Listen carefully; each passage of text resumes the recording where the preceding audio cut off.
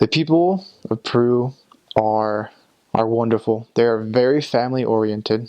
Family is the most important thing to them. It's not uncommon to see parents, children, grandparents living in the same household with kids all there. So family is the number one priority. They really value friends. Like, they got really attached to people, get really attached to the missionaries, and they love having the missionaries over to teach them. The kids love having the missionaries over, and if you can be friends with them and teach them the principles of the gospel and have fun and get to know them, they will accept you with open arms, and they get very attached to you. They will love you. They will miss you when you leave the area. They will write to you. Peruvians are super funny. We had a lot of fun with them. They love pranks. Like, they love jokes. I mean everything from getting an egg cracked on your head cracked on your head on your birthday, which happened to me, and it wasn't my birthday, so I wasn't too happy, but I've seen it. And also water balloon fights in the middle of the summer. They have huge water carnivals. They call them carnaval in February. They like to have a really good time, and you'll notice that on the weekends, everyone has a humongous stereo system and they're all blasting music. And also, they're very believing people. They have a strong conviction of the Lord. They have a strong faith in Jesus Christ. They believe in God and that He is their Father. And this goes for, obviously, the members and for the non-members and the people you just meet on a day-to-day basis. They are they're easy to love, and you should do everything you can to love them and to serve them, because they love you, and they will follow the Lord, and they do it really well. You eat the food. Like I said, the Peruvian food's delicious, and you should like their dishes, and they're very good. But be very respectful and grateful for when you receive a plate of food from them, especially when you're having your 3 meals a day at your pensionist's house. Just be very grateful and eat the food and enjoy it, and try not to be too picky, which might be hard for some missionaries. We all want to eat food that we like, and like I said, you should like the food down there. It's really good.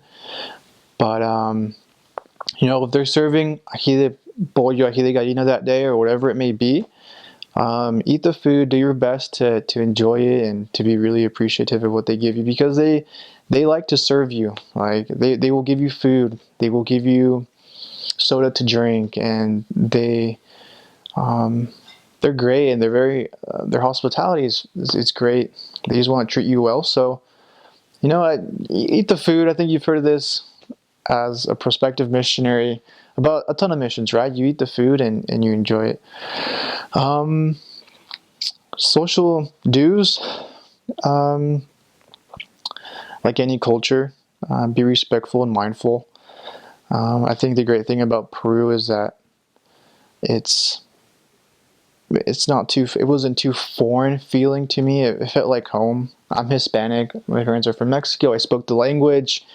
I felt right in. People are different. You'll see tons of people. You'll see indigenous people. You'll hear indigenous music. You'll hear Spanish music. You'll hear lots of salsa. You'll hear lots of reggaeton. But overall, I don't think it's too vastly different. So I know that their Independence Day is July 28th, and that's huge, like it would be anywhere else. Which is a holiday. They do have a lot of holiday, actually. About once a month, something is happening, and classes are canceled. One goes to work. So count on it. Like once a month, kids will be at home and not at school. But they celebrate Christmas. They are starting to celebrate Halloween more and more. They do celebrate Christmas a little bit differently.